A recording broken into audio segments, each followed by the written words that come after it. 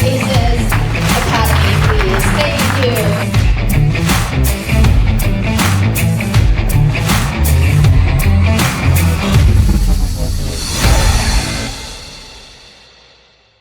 If we can get a really big California warm welcome for Ollie with Aces Academy, please. Thank you. Bigger, bigger, bigger, bigger, bigger. You've been waiting a long time. You've been hearing me talk. Let's get him up here. Thank you.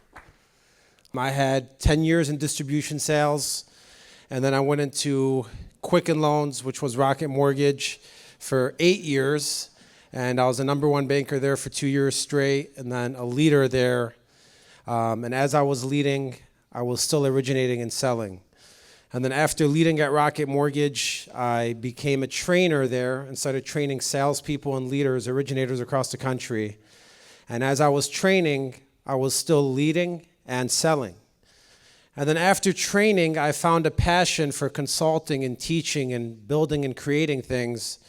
So I created an academy for salespeople and leaders across the country. And as I was consulting, I was still training, leading, and selling. And then now, in my 5th chapter, I'm training originators, and I built a blueprint for originators called Mastering the Mortgage World. And I went company to company. I work with 35 mortgage companies in the last 2 years. Refinance, purchase, realtors, lead buys, everything you could think of, and help double and triple their numbers. And as I was doing that, I even found myself still selling. So I tell you all of this because over the last 10 years, I never stopped originating. And I think that's what makes this material today relevant for you guys, is that I'm not a coach that's gonna tell you back in my days, here's the way I used to do it. It's somebody that's doing it every single day. So that's what you're gonna get today. This is the hottest market ever. Raise your hand if you agree. This is the hottest market ever. Okay. What's up, guys?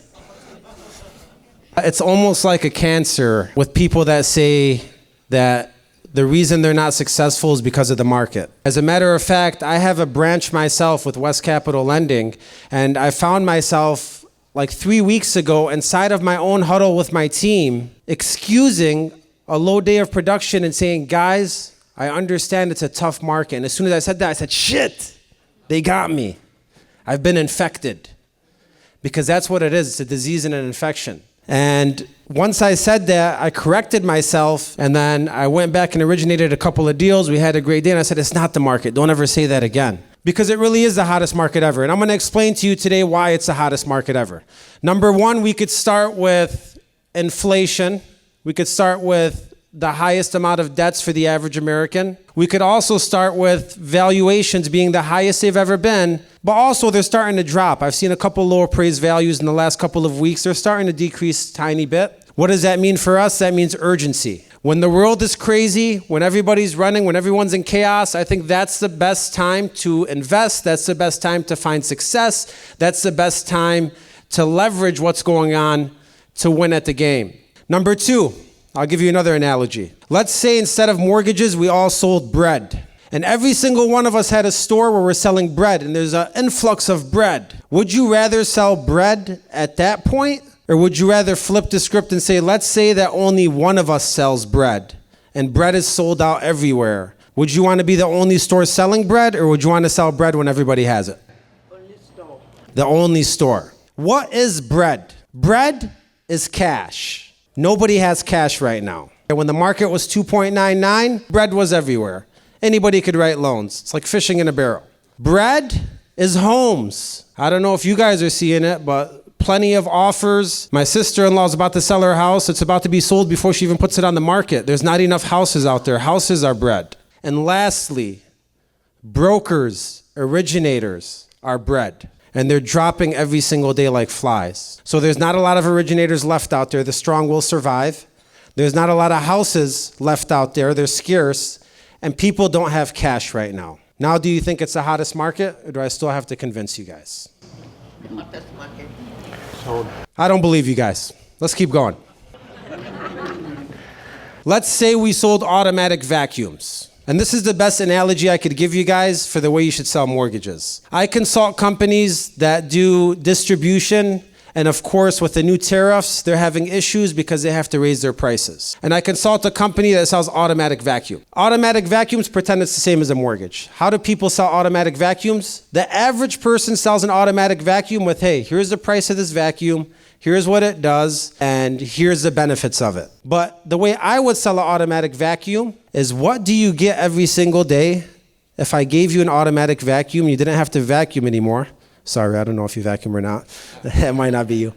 What do you get every day with that time? You see that flip? It's not an automatic vacuum sale. It's, what does Martha get with the time that I save her with my automatic vacuum? Does she get to go back to the gym and get healthy again, and that's something that's been holding her down? Does she get to spend more time with her kids? Does she get to watch Netflix and feel alive and feel like she has a life again? And that completely flips the sale. And I tell people all the time, when you're selling a mortgage, you're not selling a house, you're selling the experience of what happens in that house. What does the first year look like? What does the basement look like? What are their kids doing in the patio? That's what you're selling. And if you're selling cash, you're not selling interest rates and closing costs. You're selling, how does your life change with cash? And that's the number one currency that we're selling. Now, do you believe it's the hottest market ever, or should we stay? Yeah. Make some noise if it's the hottest market ever. Come on, wake up, let's go. All right. All right, this presentation is called Mastering the Mortgage World. We're gonna go over so many things today, and I don't expect you to be an expert at all of them, but I will tell you that every single thing I give you today is every single opportunity that you have to master the mortgage world and maximize your revenue, okay? And where we're gonna start is the foundation. Look, I was always the kind of guy that said, like, give me pen and paper, give me yellow pages, I don't need anything. I'll sell anytime to anyone, anywhere. Even at Rocket Mortgage, when I was working there in 2015, there would be times where the tech would go down. We thought we were getting hacked, the internet wasn't working, something would be going on, and what would happen? Everybody would panic, and they'd be like, oh, we can't do anything, we can't work. I look around and say, you idiots, give me the phone. And I get pen and paper, and I stack up 5, 10 presentations. And the next day I have 5, 6, 7, 8 loans, because I was the only one that still used the phone with pen and paper, saying, I don't need a CRM. I don't need to price anything. I'm selling dreams. I'm selling ideas. I'll figure out the numbers later. But as I started consulting mortgage companies, I started realizing, okay, maybe like I am a little old school. Maybe I do need to wake up to the fact that technology and a lot of automation and things like this could catapult you and multiply you as a broker. For example, one of the companies that I was training 2 years ago, West Capital Lending, I think some of them are out here. Can I hear for West Capital? Anybody out here? All right, West Capital Lending. When I started with them, they were closing 200 loans a month. Now they're closing, I think, 2,000 loans a month, 3,000 loans a month. Can we clap it up for that? Hot market, right? One of the things that West Capital really opened my eyes to is leveraging all of their resources. For example, while I was working with them last year in May, Danny, who runs the company, one of the co-founders, told me, hey, why don't you turn on your licenses again? I'm like, oh shit, here we go. I've been trying to stop writing loans and I keep getting back into writing loans. I can't get out of this game. Why don't you turn on your licenses and, update the training for us and see what's going on? Because some LOs are saying, like, you don't know exactly what's going on inside the portals, these lenders, what's going on. I said, sure, I'll do it. When I joined, I said, guaranteed I'm going to be number one in your company first month. But then I'm facing a guy named Rami who's closing like 60, 70 loans a month right now. And I'm just doing it by myself. No assistant, no dialer, no automation. I'm like, I don't need anything. Just give me the phone. And I can't beat this guy. So I learned more about West Capital and what they're doing. And there is a lot of tools that you could use to be successful. Instead of dialing one client manually, what if you could dial 10 clients at a time? Would that save you time? Would that help multiply you?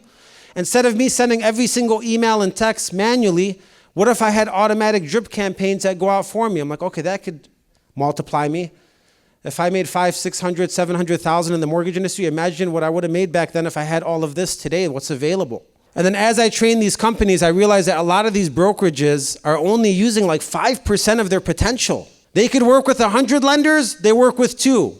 I'm sorry, you're not a broker. That's not the definition of a broker. They could work with 100 programs, but they only do the easy programs. That's not a broker. So how are you leveraging your lenders? How are you leveraging your programs? How are you leveraging your automation? How are you leveraging your dialer? And how are you helping that make you scale? Because I think that's super important. And West Capital does a great job at taking all the smoke when it comes to this. They're constantly getting better and improving.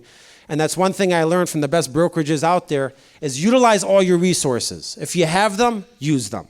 That's step number 1 of mastering the mortgage world. Step number 2, this is probably the biggest area of my expertise. These 3 lead sources could feed you for life. Let's start with realtors. The days of coffee dates with realtors, guys, it's 1970s. We need to stop telling realtors, can we go get lunch? Can we go get coffee? Nobody wants coffee and lunch. My time's too valuable to go have coffee and lunch with somebody. I'm sorry. Or could you give me a shot? Hey, my name's Alex Sharafity and I do loans here. I know you're a realtor. Could you give me a shot?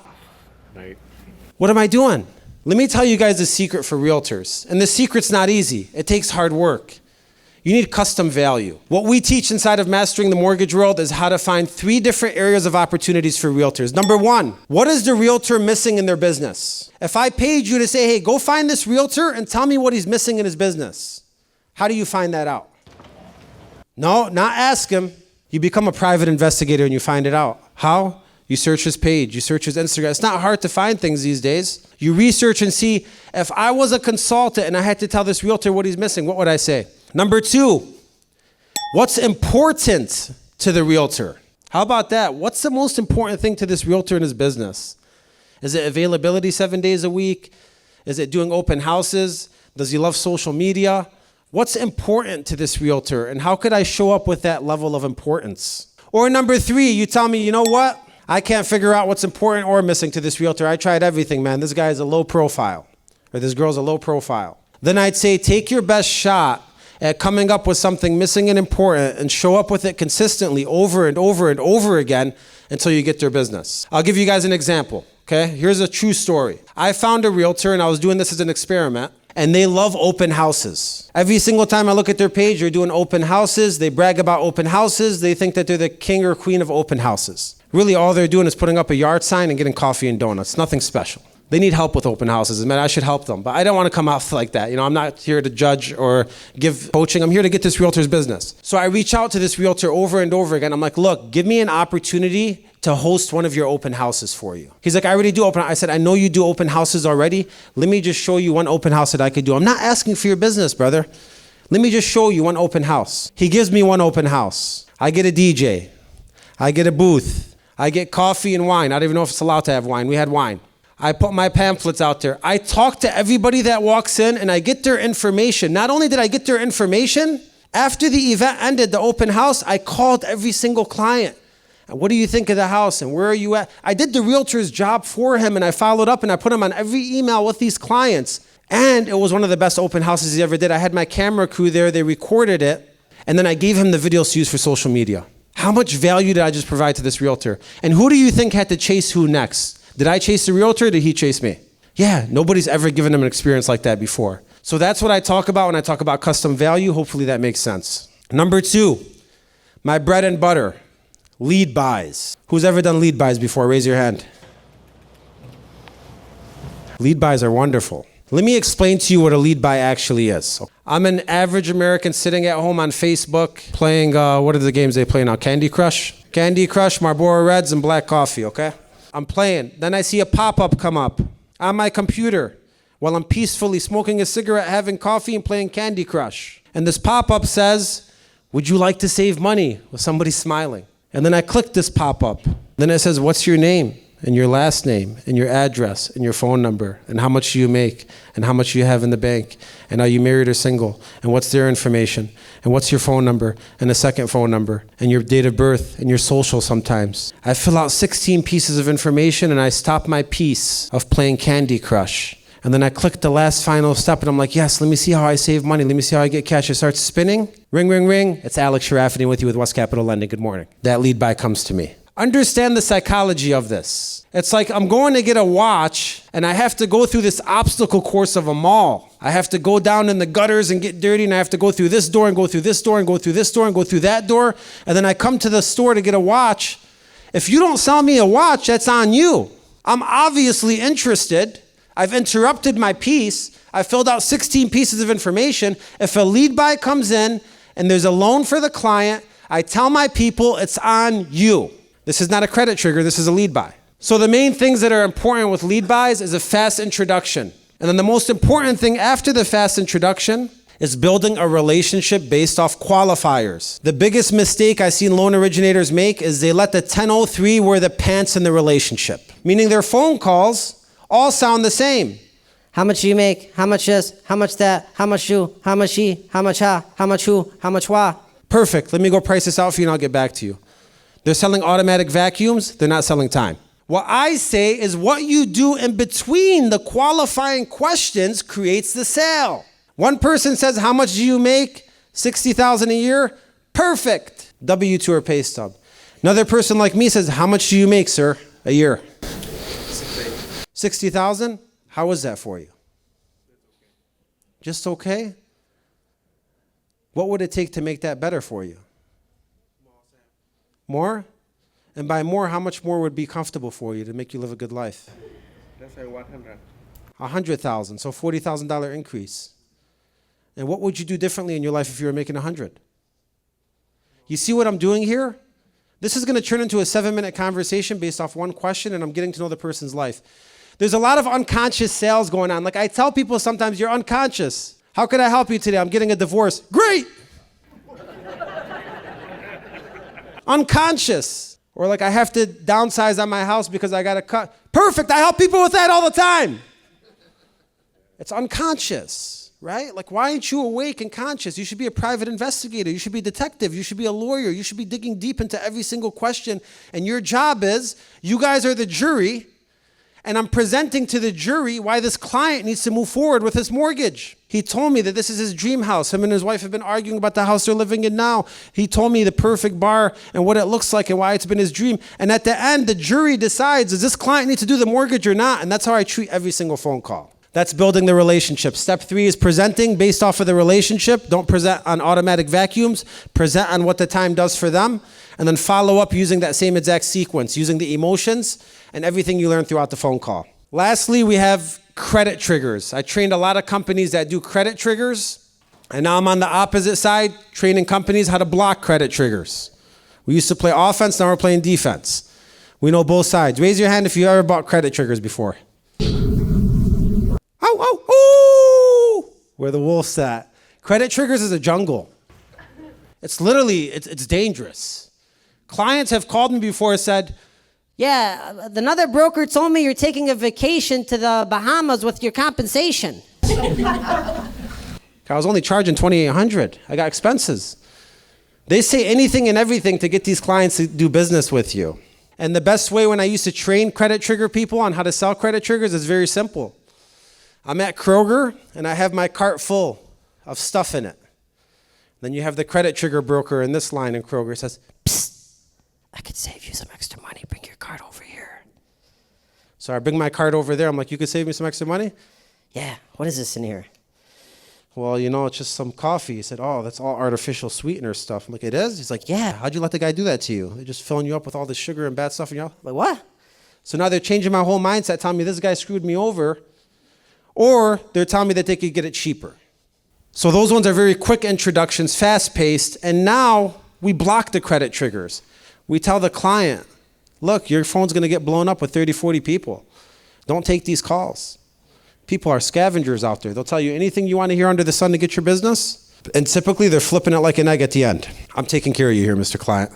Here's the lowest rate. Here's the highest rate. Here's why I chose it. Very transparent with you. So these are the 3 leads that could feed you for life. The richest originators don't chase. They recycle.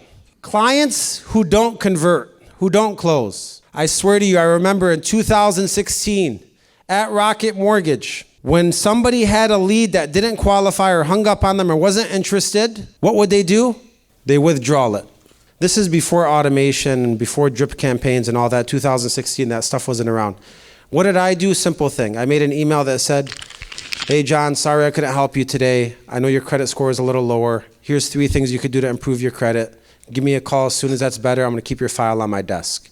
Send an email and send a text. And I created this thing on my team where we would do that for every single client. We were the only ones doing that. Nobody else was doing it at the time. After a couple of months and a couple of years, we started getting phone calls. We couldn't handle it. Clients like, I remember your email you sent me 2 years ago. I remember your text you sent me a year ago. Why?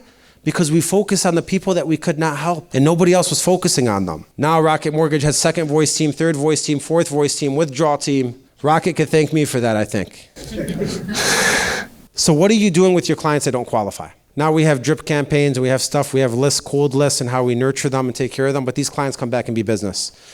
Number 2, referrals. Referrals should be earned. If you sold the automatic vacuum based off time and you got to know somebody's life, then I earned the referral. So a lot of salespeople, number 1, they don't ask for referrals, or number 2, if they do ask for referrals, it's like, Christopher, I know I helped you out today, brother. Would you happen to possibly know anybody out there that you think may need a possible, maybe, reference that I could possibly check? what the hell are we even saying?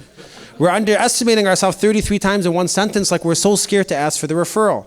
It's very simple. Christopher, it was great talking to you today, man. I'm so glad I was able to help you change your life and your family's life. We talked about number 1, you're going to be stress-free, no more debts, have money in the bank, and be able to spend time with your kids every single weekend, right? We talked about number 2, we're going to put you a cushion in the bank.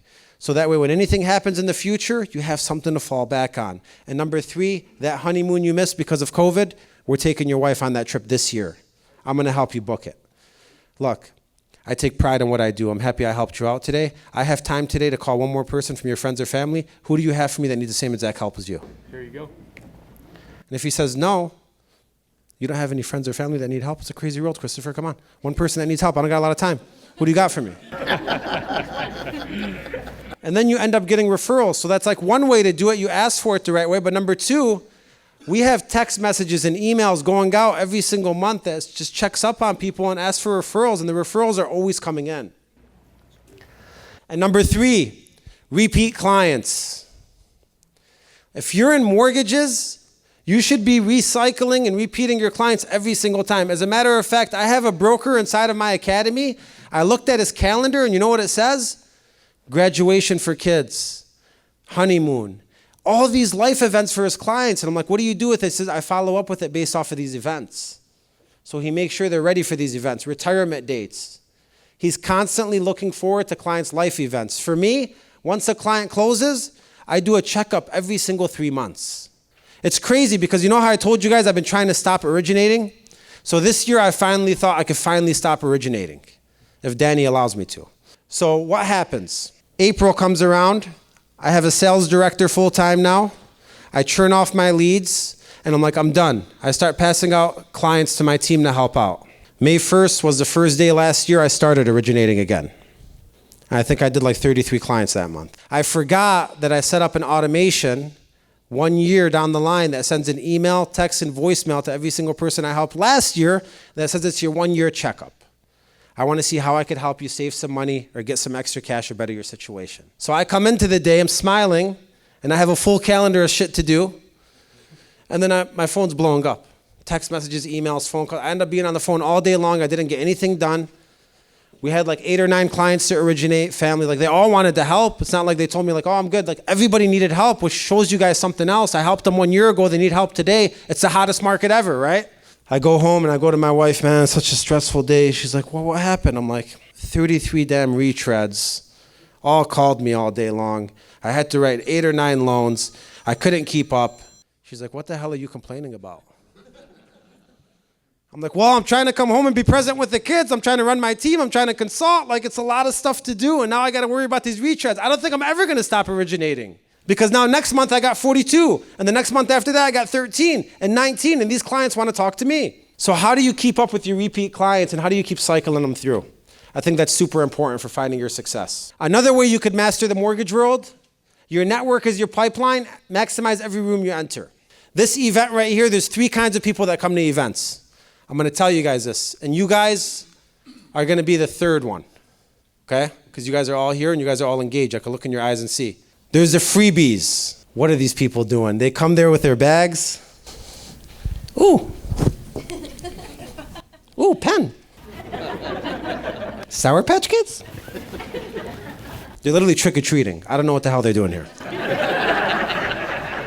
Pisses me off. I'm like, take all my shit, all my free stuff, and just get away from my booth, please. Okay? You obviously are selling automatic vacuums with price and not time. You don't understand time. Okay. The second one is these people come out and they're the shy ones. You know, they're trying, but they're shy. And that might be you. And I'm here to tell you, forget about judgment. Get out of your comfort zone. You're already here. Maximize the event. And the third ones, which I think a lot of you are the soakers. You guys soak out the sponge. You get every single ounce of value from every single event. For example, when I hosted an event at Rocket, I came in with my camera people, I came in with my speaker, and I came in with a microphone. Rocket almost kicked me out. They said, what are you doing? You're playing music, you're on the microphone talking, you can't do this at this event. I said, I'm trying to practice objections with people. So I try to maximize every single event that I go to. You need to maximize it. Show up with intention. Number 2, find and partner with industry whales. I seen a TikTok video the other day. Maybe you guys are familiar with this. I wasn't. It makes total sense though. The guy's catching fish, Aram, throws the watermelon on the floor. He smashes it. He throws the watermelon in a big net into the water. Then they throw like a pound of fish food on top. All the fish start biting, and they scoop it up, and they catch 1,000 fish at once. I'm like, wow, you just killed the dream for fishermen. Unless they enjoy the sport. So what do I mean by that? I mean, if I really wanted to and this is going to be like a chapter for me in my life where I focus on partnerships and relationships, I would go like a credit repair agency, make a relationship with them. But again, it's not like, give me a shot, let's go have coffee. It's the same exact thing I said you do for realtors. I would examine the credit repair company. I'd find out what the buyer is interested in. I'd find out what's missing, what's important, and I'd show up with custom value over and over again until I get that partnership. If you have a big accountant or a doctor or a dentist, how could you show up and give them something valuable so your information is the one that they're passing out every single time they have referrals? So don't sleep on this as well. Maximize relationships, maximize events, and maximize partnerships with people that could actually help you. Here's a good one. Social media, direct mail, paid media. Let's start with social media. If you guys have Instagram, pull out your phones right now for me, because I'd be a fraud if I didn't do this. Search the THE ACES, ACEZ Academy, ACADEMY. And give me a follow. I post 3 to 4 times a day, giving out everything that I can to help you guys. My link pro is inside the bio if you guys want to see our other services. The ACES Academy, ACES with a Z. If you go through my social media, okay, what you'll find is I'm not viral on every post. It's not easy for me to do. There's a lot of times I wanted to give up and I said, oh, the haters and this and that, and why am I giving away all this stuff on social? Why am I standing in front of a camera smiling and talking all the time? What am I doing? I've had those thoughts all the time. But here's what I'll tell you. My branch at West Capital, 15 people are working with me, came from social media, Instagram DMs. Was it worth it for 10 years? Yes. Some of my partnerships I have, social media. Was it worth it? Yes. A lot of relationships and friendships I have, social media. Was it worth it? Yes. And then companies that called me to do consulting for them, where'd they find me? Social media. I like what you're doing on Instagram. I see what you're doing for this company. Could you come do it for my company? So although I didn't get millions of views every single time, I still got half of my business from social media. So I look in the mirror and I'm proud that I stayed consistent for 10 years. So are you maximizing social media? Number 2, paid media. I know there's a lot of branches at West Capital that work strictly off paid media. There's a team that does all social media leads. What's important in paid media? It's the hook, the video. How are you going to catch them, right? Like saying, hey, here's a 5-day HELOC. You come out, the cash smacks you in the face, you get hit on the porch, you fall on the floor, you wake up, 5-day HELOC, and that's an ad. Or one reverse mortgage. You could do an ad for that on Facebook. What's important for these is when they call the number, you got to have a shark on the phone that's going to answer them and take that call with certainty and not waste those paid ads. And then direct mail, making a flyer and sending it out. And what's important in that is the photo in the flyer, making sure it's compliant, and making sure that you have the right hook in there as well. That's what's important. I'll give you an example of this. If I wanted to get purchase business, I could grab a camera guy and I could go to all these apartments and start knocking on the door. And then when somebody answers the apartment, I could say like, hey, my name's Alex Sharafadine. I got my camera person behind me. I want to see if you're eligible to buy your first house. And I want to show you what you're wasting every single month in this rent payment and how much you could stack up in equity in your house instead. And let's say I go to 10 apartments and people let me in their house, and sometimes I get kicked out of their house, and sometimes I talk to them, and sometimes I qualify them on the spot. How much business would I get, number 1? Number 2, how is that for social media? my channel would go viral because like I'm knocking on people's doors, it's engaging, I'm talking to them, and I'm helping them qualify. People are gonna be like, this guy's nuts. Let me follow him. That's what people like. They like nuts. Number 3, I could take those social media videos and I can make them paid ads. I could literally do a paid ad of me knocking on the door. Hey, are you renting? Here's the thing. Smile at the end, Alex Shrafney, my phone number comes up. So you could knock out all 3 if you find the right theme and you keep that going. So make sure you're leveraging social media. That's a lot of stuff I just gave you guys. So much stuff, right? And I don't want you guys to think you have to maximize every single topic. What I would tell you is how much are you leveraging that topic? If you had to rate yourself 1 out of 5, how much are you getting on resources, realtors, lead buys, credit triggers, events, social media, paid ads? Every single topic we talked about, how much are you maximizing it? But it's a lot of stuff. So imagine there was one place for it all. The playbooks, the referrals, the call flows, the strategies, the retention, the drips, the call clips, the flyers for mailers, the lead sources, the planner, the objection handlers, technology, social media. We created one place that has all of this information in there for you. It's a blueprint that has every single thing I talked about in depth. It should be your encyclopedia that you keep at your desk or that you keep on your monitor. And it's Mastering the Mortgage World. This is on pre-order right now. The launch date is July 7th. You could come by my booth and see the material. I got a prototype for you guys right now. It's a 90-day planner to help you execute the information. It's a playbook with every single script for realtors, lead buys, 1003s with building relationships, 60-day drips, 90-day drips, everything that you need as far as scripting for emails, texts, voicemails, and phone call. And then it's a blueprint, over 300 pages of every single section I just talked about and how to maximize it. What are the skills inside? Mortgage programs and how to master them, including lenders, including third-party vendors that are going to be included in the portal. Sales mastery for realtors, lead buy strategies, credit trigger, networking, in-house referrals, repeat and retention, social media, sales scripts, relationship, and mastering every single lender. We didn't leave anything out behind. It's 4 products that you get with this one master bundle, and you get a free phone sales course and book and a free leadership course and book. So that's everything you're getting right now. It's on pre-order. Here's the QR code. Okay, there's $1,000 off right now. I heard a couple oohs out there, right? $29.99 should be the less than what you get paid on one closing. If you're getting paid less than $3,000 on one closing, you need to talk to me. It's a separate conversation. You're not valuing your time, and you're not providing the right service. For the price of one closing, I guarantee you'll close dozens of closings for profit. All right? If you're an individual and you're interested, here's a QR code to scan. If you're a company or a team and you're interested, we can make you a custom plan. Here's the QR code. We'll set up a call. And if you just want the books, the blueprint, planner, and playbook without the virtual course, here's the QR code here that you could scan as well. And I'll also be out there in my booth, okay? We also have a community of over 3,000 originators that we meet with weekly on our live calls. I'd love for you guys to join. Any questions you have, I'll be there to answer them for you guys and walk you through the journey. Look, I live, breathe, and eat mortgages. And I could say personally today with conviction that if I died tomorrow, you have every single secret and every single tactic that's worked for me.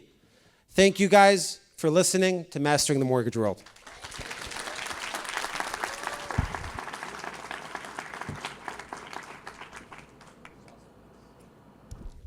Thank you, Ali. You know how to fill a room. Can we give him one more round of applause? He did awesome. One more of those. Awesome. Thank you all.